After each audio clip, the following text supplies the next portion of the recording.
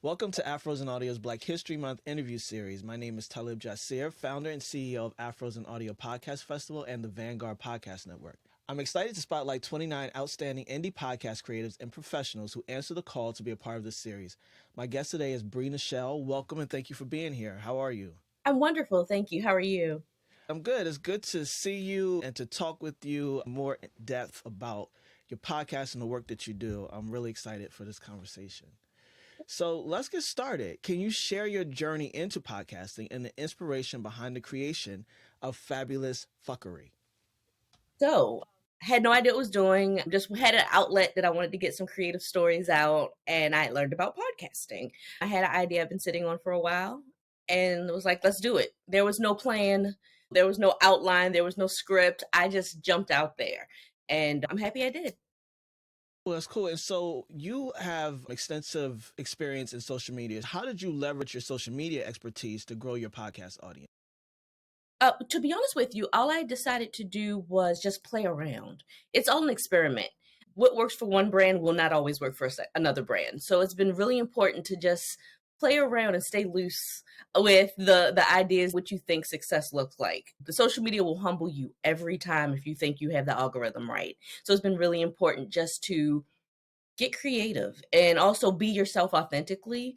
That's been my biggest thing. Every brand has to figure out what's authentic for them. And what's authentic for me is cussing, little sage. My cousin always says I'm goon and glitter. So I just keep it real at all times. And my audience has really resonated with that. That's great. So, as someone passionate about your mental health advocacy, how do you incorporate this theme into your podcast? So what's interesting is that the pandemic really set the tone. Like I was always talking about my mental health and people always, oh, she crazy. But it's not that I'm crazy and it's not that anything's wrong with it. It's just that it wasn't widely accepted. So when people were stuck in their houses with their four walls and their thoughts, it kind of became more prevalent that maybe we need to have these conversations. So I started hosting guided journaling classes. I got a certification in meditation and mindfulness stress reduction. And it's really helped me to communicate with people. I've partnered with doctors' offices to give free sessions. I have worked with Better Health, not officially, but just to kind of help get people links if they needed assistance. I still get DMs from time to time with people who can't afford mental health assistance. So I do work with other organizations to help people get the help they need behind the scenes. And hoping in 2024 I can get an official collaboration with some sort of organization so we can make more strides in the Black community as far as mental health. Yeah, that's for sure. And that's important work. So, what do you feel like came first for you? Was it your mental health journey and knowing that you wanted somehow the podcast to be an extension of that? Or the podcast came and then you were like, hey, there's also this opportunity to incorporate mental health So mental health advocacy? has always been a part of what my advocacy has been about before the podcast even started. So what happened was is that in talking to a lot of entrepreneurs, we learned that their mental health was suffering because they took on all of the parts. We always talk about the hustle and the struggle, and everything does not have to be a hustle and a struggle. So what I learned also is that a lot of our entrepreneurs are struggling mentally because you are now the breadwinner for all your family and you working as a freelancer, or you had a dry month. I know a lot of people this year who did not make their numbers and they're freaking out like, oh my God, do I have to go back to corporate America? Am I a failure? No, you do what you got to do to eat. And I think a lot of us, especially as Black people, we internalize success so adamantly, so passionately, because we don't want to be seen as losers. We don't want to be seen as working for the man. And the reality is, you got to eat. And you being an entrepreneur with no money in your pocket that's not a success story. And the mental health struggle of having to balance what is winning, because all of us are like type A personalities. I'm an alpha. And you have to sometimes, when your mental health is struggling, you have to have that conversation with yourself as an entrepreneur and say, okay, is this okay for me? Did I really think through this? So that's actually something I'm looking forward to in the rest of this year, is talking about how entrepreneurship has affected your mental health. Yeah, I find it so interesting. And you say entrepreneurship for what it is. And I think about how much capitalism messes with our heads, right? And becomes our measurement of success and or whether it's outward or even internal. The fact that there's maybe that money is slow to come because it's coming with any intention and effort, you're going to create and you're going to make what you need to make. There is no failure in creation in a lot of ways. But capitalism in and of itself, against your own ethics and integrity and desires, it can hit the mental health and the emotional health really strongly. And So then yeah, also with all of the political issues going on around the world, some people are really they're empaths. They feel everything. So the tone of the world right now is crazy, and the hum of the universe is like driving people crazy. And like I said, during the pandemic, you had your four walls, your thoughts, and it got really real for a lot of folks. absolutely. There was no more of that measurement outward. My day to day is go to work. I'm engaging. My identity is here. Yeah. And maybe I go to the bar or restaurant or whatever. Right. My identity is inside of that. And now it's just me and me. Who am I and what am I doing? Yeah, So yeah. yeah, It's been a process, and I'm so happy to absolutely. to help people how I've been able to over the last couple of years. Yes, that's awesome. I'm really appreciative that you are in that work because it is, like you said, it's an important work. So you mentioned collaborating with different brands and providing creative strategies for some notable brands. What are some key elements of a successful social media strategy for podcasters looking to enhance their brand presence? Podcasters really need to think about who their audience is. Who did you create this podcast for? Who are you serving? A lot of the times people just wake up in the morning, I know I did, and just make a podcast with no real plan. The thing that served me the best is figuring out who my audience is. And you have to niche down. Like in my brain, I am talking to one of my listeners named Tiffany. Tiffany gives me all the feedback when I put out a new episode. It's a DM, it's a text message, it's an email, and it's okay, this was good, this wasn't. When I put my newsletters out, like, that's everything too. The podcast is not just social media. Do you have a place where you are funneling out people's information so you can stay on contact with them should Instagram disappear? So if you're using one platform as your bread and butter, you don't own that platform. You need to have your own website. You need to have your own email list. You need to have all of those secondary items. Think of your podcast as a business and not just a social media strategy. So we can set up social media, but what are you selling? Who are you talking to? Really just think about the end game. Are you selling products? Are you offering services? What are you doing with your podcast? And how do you tell that story to others? So you really have to think of yourself as a brand. And that's a whole nother conversation. But people really just need to think more than just making little cute icons to go on social media. We need to really tell stories that connect with people. Yeah, connect with people, and it increases the audience. And I believe that as podcasters, it's our responsibility to increase our listeners. Talk about it. Say, hey, I have a podcast. Hi, I have a podcast. How you doing? I got a podcast. Because podcast isn't the default, right? As far Mhm. as sources of entertainment and news, YouTube is still king for videos, TV, film, radio. So it really is up to us to push this forward in a lot of ways to increase our listenership, our data. I was going to say, also think more than just Instagram. Think more than just Facebook. You have to remember that there are 17 platforms on social media, and you need to leverage all of them. Pinterest, I'm going to share a tip. I normally charge for this. Pinterest is an amazing place to share your brand, to share your workbooks, to share your classes. It's a search engine. It's out there. It's just as good as Google, but with images. So think about Pinterest. And the other thing is TikTok. And I'm not a TikTok fan, but TikTok is killing it for the podcast girlies. That's awesome. That's awesome. And when it comes to when brands come knocking or you go knocking to a brand, Mhm. when it comes to the voice of your podcast, how do you package, not a deep dive, but that you are able to say, listen, I have something that I think would work for your brand, or the brand comes knocking on your door? So what's interesting is that I have learned everything that I've learned about talking to brands from Danielle Jasir. Danielle is a baddie and has been so gracious and humble about sharing sponsorship and collaboration news. The one thing is just always be prepared for the opportunities you're looking for. And sometimes the opportunities just find you, but you need to be able to say, this is my audience. This is who I serve. A lot of the times people are like, what's your downloads? What's your downloads? If you have a big following on social media or a consistent following on social media where you can show when I put a call to action out, this number of people respond. Or when I put out a newsletter, I have a 51% rate of opening. Those numbers help sponsors to understand how to work with you. For a lot of people, we're telling non-traditional stories. So you're like, okay, this is my average avatar. This is how many people join my Instagram and Facebook lives. Those numbers matter in addition to your podcast. So you may only get 30 listens on the first day you put it out. That's still success. We have to remember we are all not Joe Rogan. We are all not these super podcasters with massive brands behind them selling their podcasts. Every win is a win. And don't let any sponsor talk to you like you're not winning, because you are, because y'all wouldn't be in the room together if you weren't. So be a little cocky, own your stuff, and be honest with the fact that I may not be traditionally popular, but micro influencers are very important for this market right now. So let your people know that your listeners and your followers are important. Absolutely. I love that. So we are community minded folk. So I want to talk to you about that. Collaborating with other Black podcasters has been a significant win for you. Can you elaborate on the importance of collaboration in the podcasting community and how it has impacted your journey? Community has always been important to Black people. And I think we have lost some sense of community over the last couple of years because the internet has made it seem very self.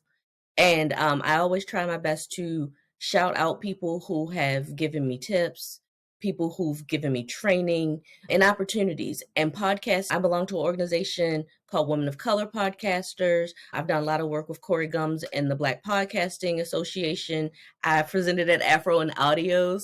And it is important for us to help us. When I first started podcasting, there wasn't a lot of us that were visible.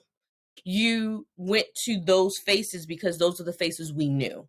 And now you're like, holy crap, there's people who look like me who are doing numbers. There's people who look like me who are getting sponsorships. It's people who look like me who are retiring from their day jobs. So talking to those people and taking their courses and investing in myself, it's just so important to know that people who look like you can give you the information to be successful. I think a lot of people have been brainwashed that you have to go to a certain kind of intellectual place to get your data. You can get your data from the people who are doing the work. And sometimes we brainstorm and learn together. I know a lot of people who just do nothing but read white papers. And you're like, oh, how did you learn that? And they're like, oh, I just read this tech paper that this company put out. We are brilliant as a people. We are resourceful as a people. And we have to remember that as you're learning, make time to talk to people. You can't get famous being arrogant. The most amazing people I know give at least a certain number of hours per month for free to help train and coach other people. So as you lift up, as you climb, always lift somebody up.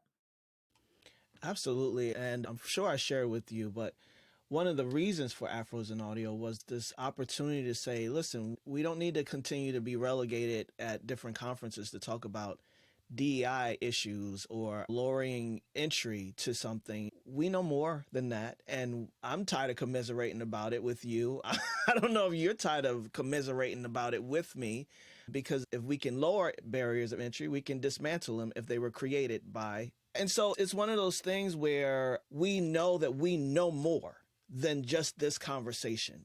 We know a lot more. And so to have this opportunity with Afros in Audio and with Black Podcast Association and all the others that are out there to present these topics and these subjects and this expertise that we also know about and amplify and highlight it is very important. And you just hit on something that resonated for me when you said DEI.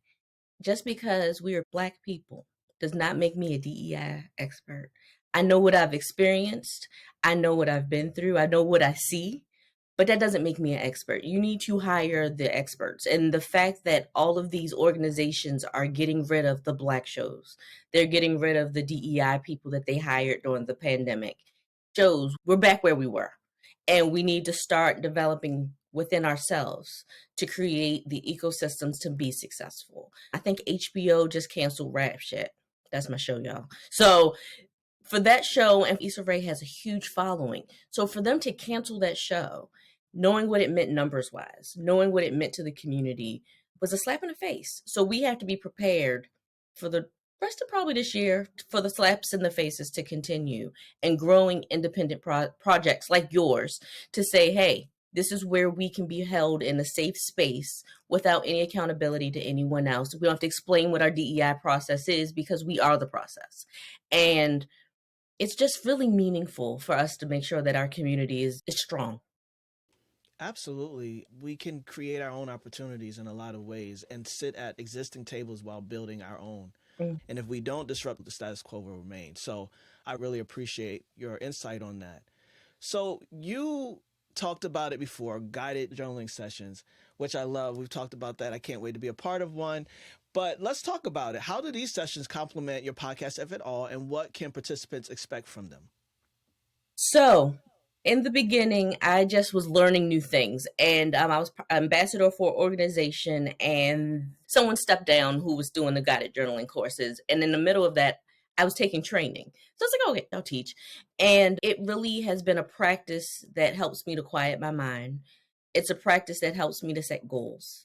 And I wanted to share this with as many Black people as I could because I did not know that sitting in community and being honest about my emotions, my connections to different topics, a lot of it is internal. It was learned, and there are a lot of behaviors that we need to unlearn for success. And so to be honest with people and talk about trauma, talk about the family backgrounds that make you have emotions with money or emotions with holidays, and people just giving me feedback about, oh, I never thought about this before, or, oh, I never talked about this with anybody before.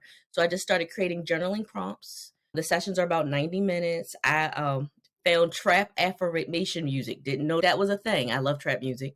And so we in there and it's like everything's perfect and complete. Like on this like trap beat. And people are like, I'm watching the people nodding their heads on the Zoom call. And I'm like, oh, there's room for this for us.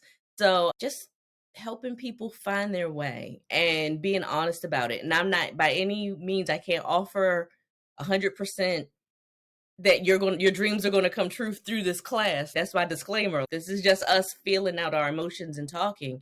But it has been very helpful for people who've given me feedback that analyzing our thoughts and our strengths in a safe space is so important.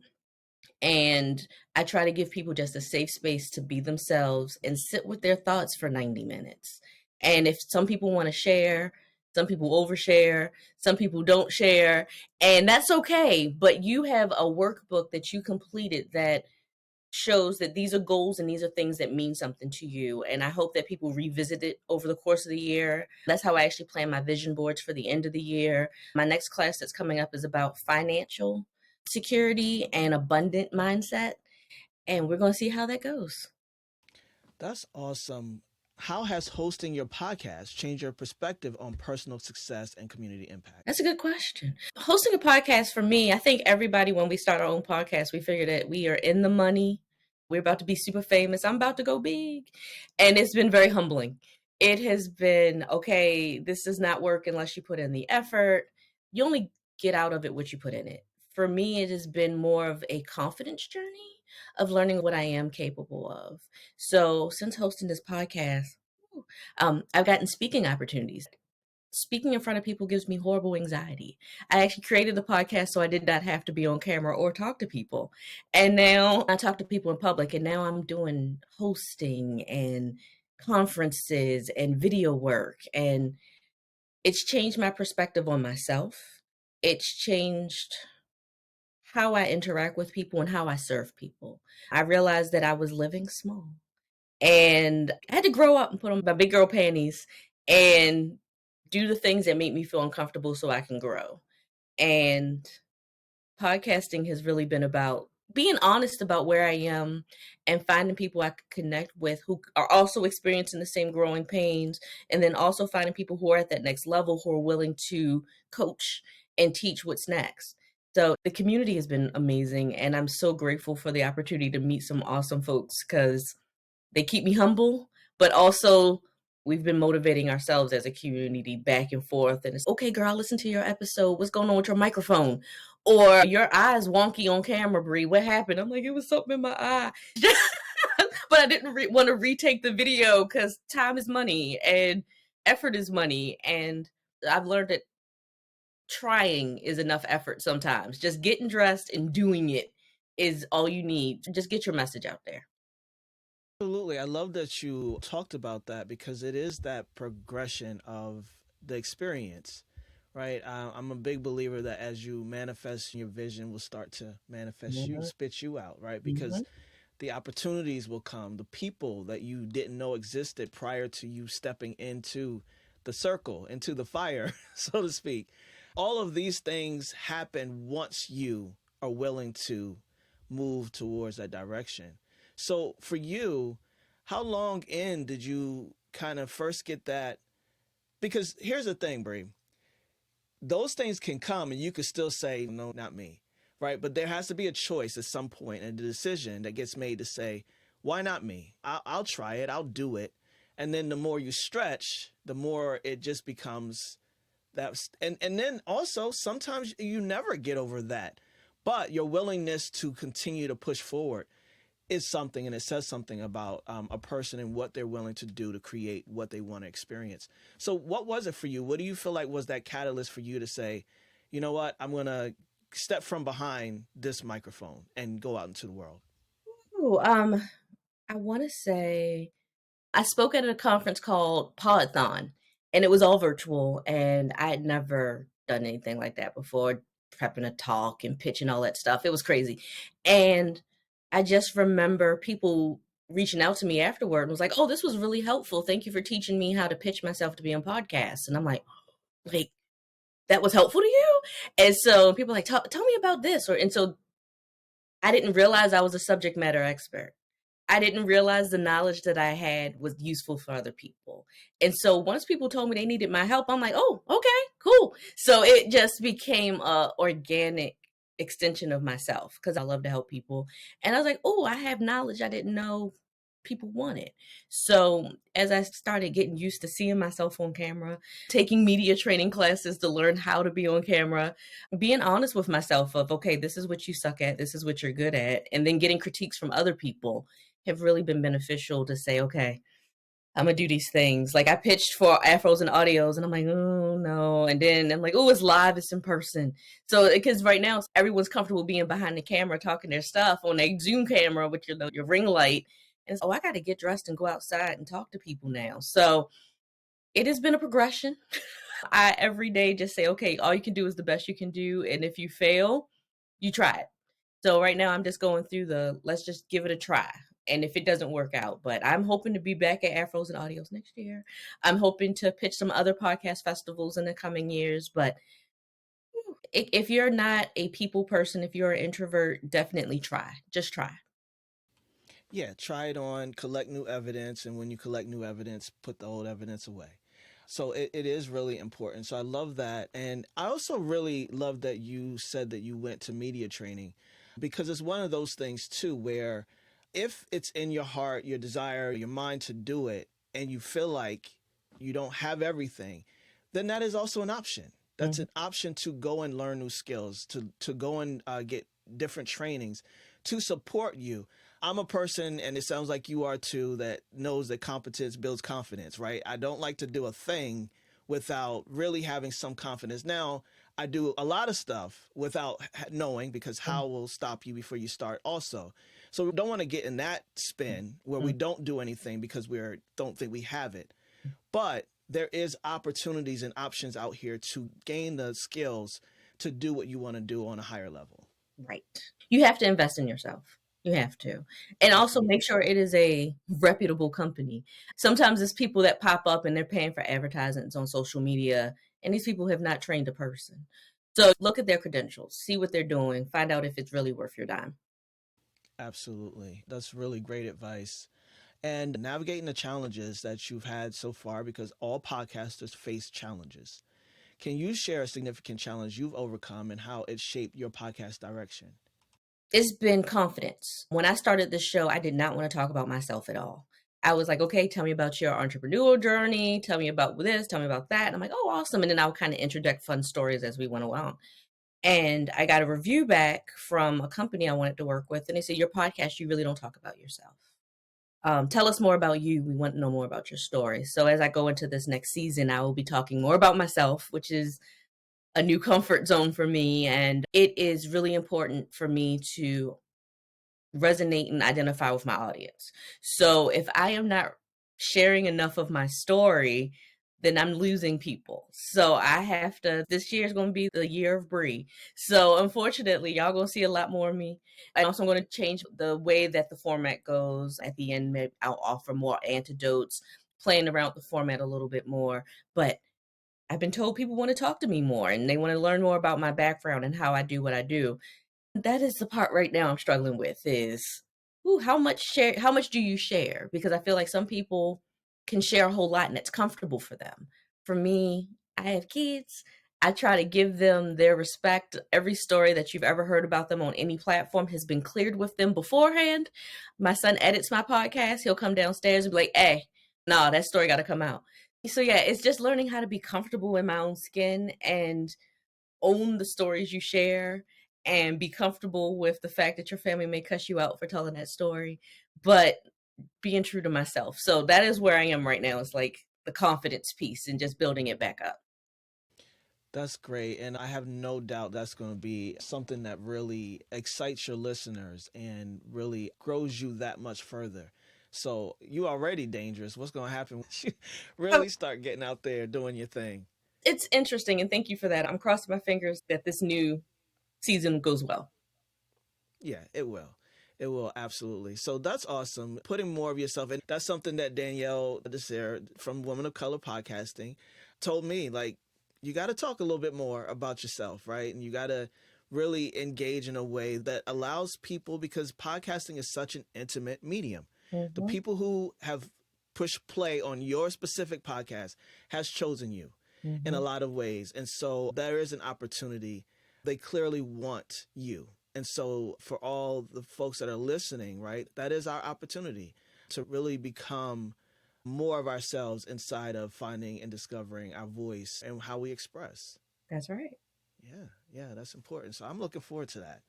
All right. So, what new projects or aspirations are you excited about moving into 2024? And you talked about your podcast and showing up more for yourself and your audience.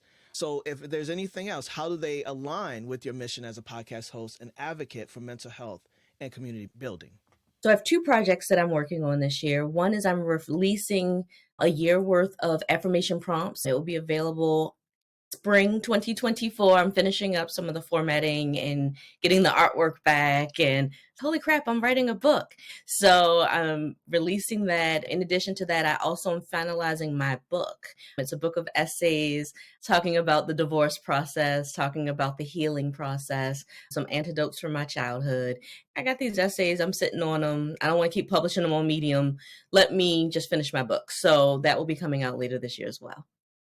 That's awesome. As creators, we can hoard so much on our C drive on our computer Mhm. and in our journals, and or share with a few people here and there. But then there comes a day where it says, this is good. And more people get to see it and Yeah. experience it.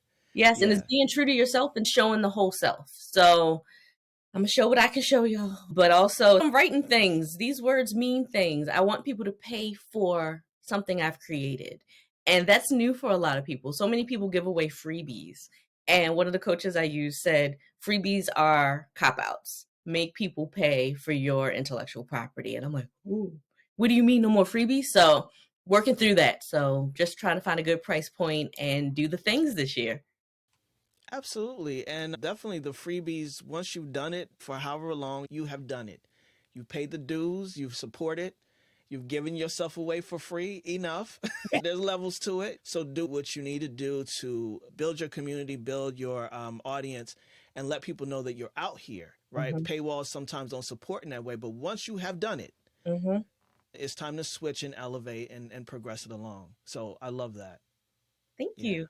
definitely. So with your experience, what's one piece of advice you give to podcasters just starting out, especially those looking to make a meaningful impact?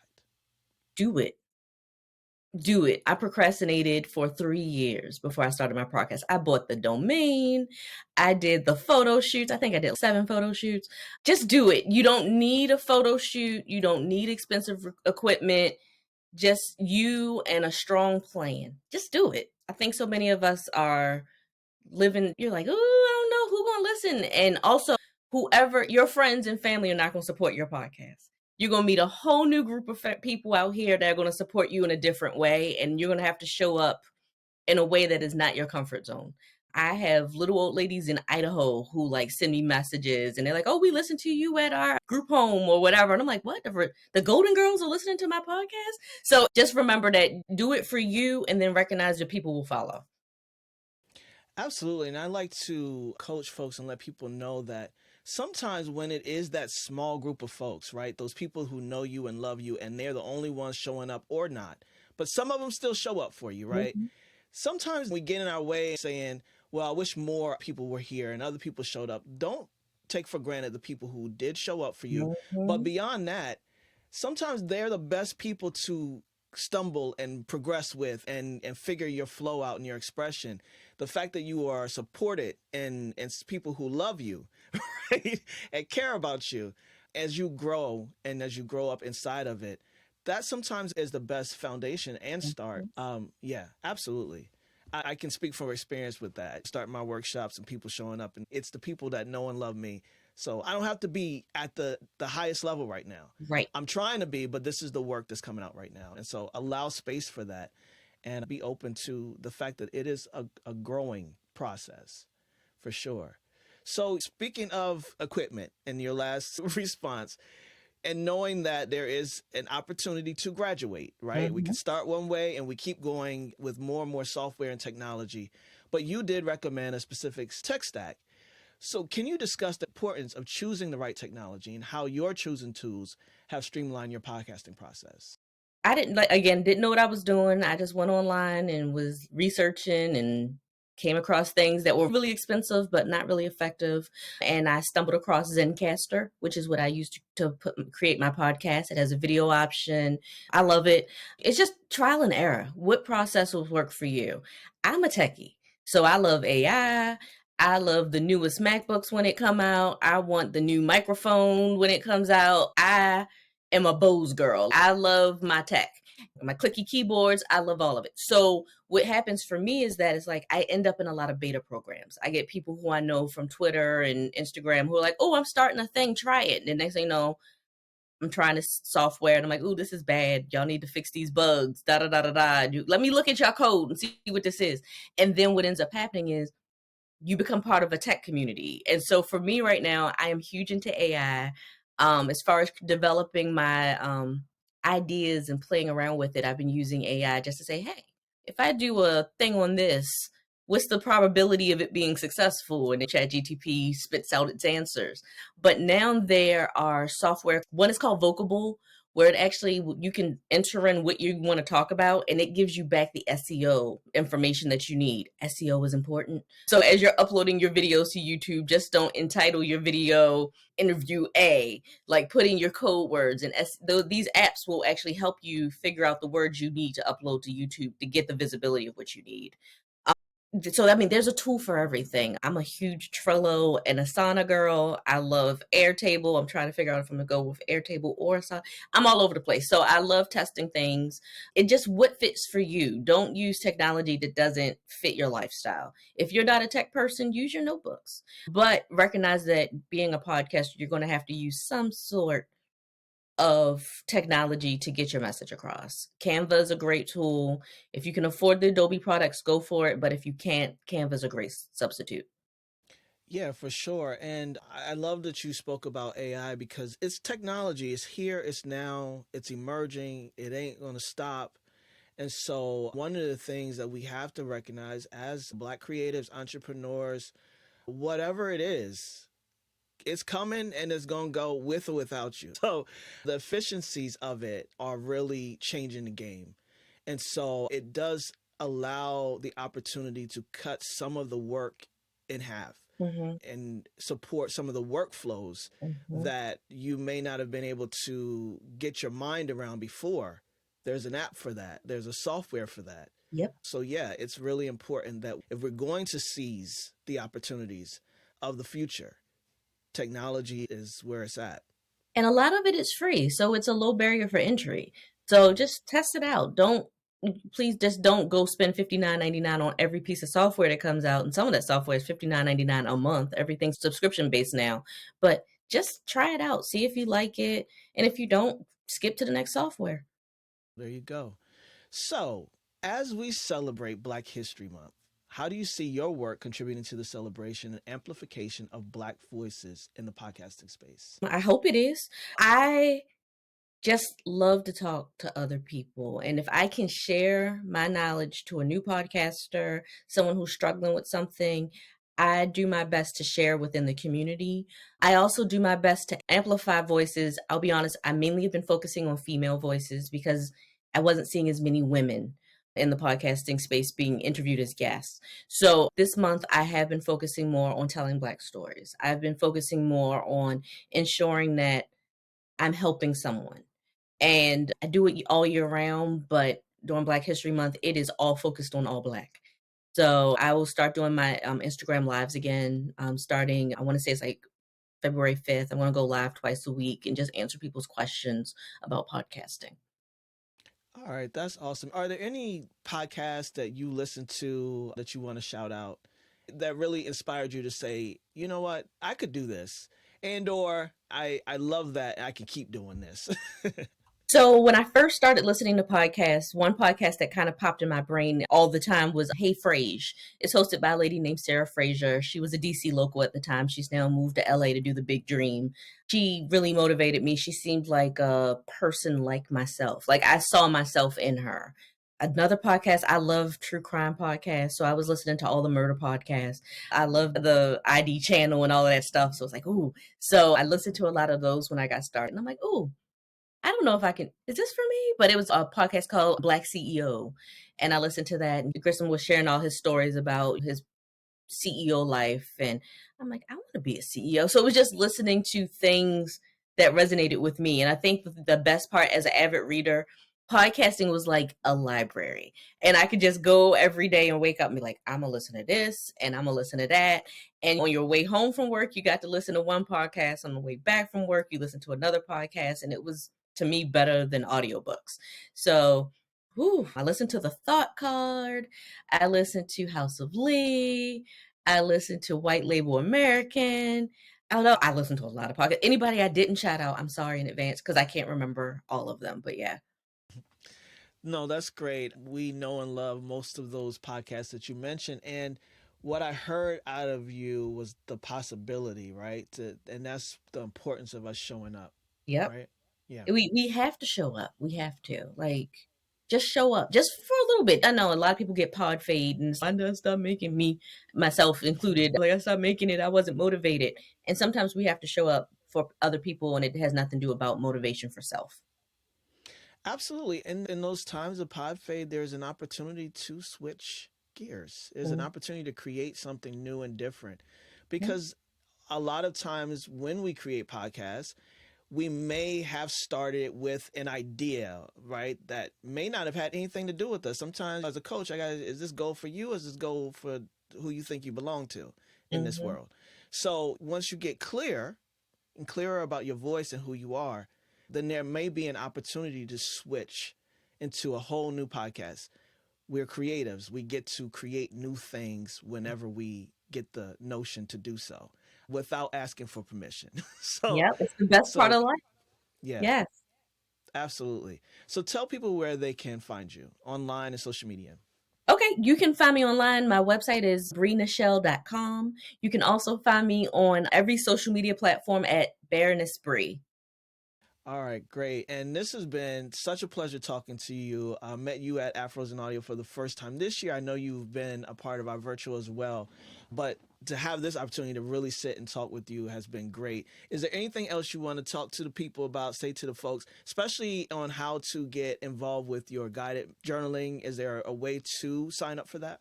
Yes, just follow me at Baroness Bree on social media. I put my call to actions out once every week. I have a newsletter called Mindfulness Meditation with Bree. I'm just talking to people about brilliance and creativity in that space. So all of those links are on my Brée Nachelle page. And also, if you just follow me on Baroness Bree, all of those products are available there too. Okay. Okay. Awesome. Well, if there's nothing else, I'm going to close this out. Thank you so much. This has been wonderful. Thank you. All right, so I want to give a big thanks to our Afros and Audio and Black Podcasters Association members for supporting our commitment to community and collaboration. If you'd like to join the Black Podcasters Association, the link will be in the description. And if you want to join us at the 6th Annual Afros and Audio Podcast Festival, visit afrosandaudio.com. Follow at Afros and Audio on all social media channels, and you can find and follow me at Talib Jasir on Instagram. Thanks again, Bree, for being a part of Afros and Audio's Black History Month interview series. I really appreciate it. Thank you.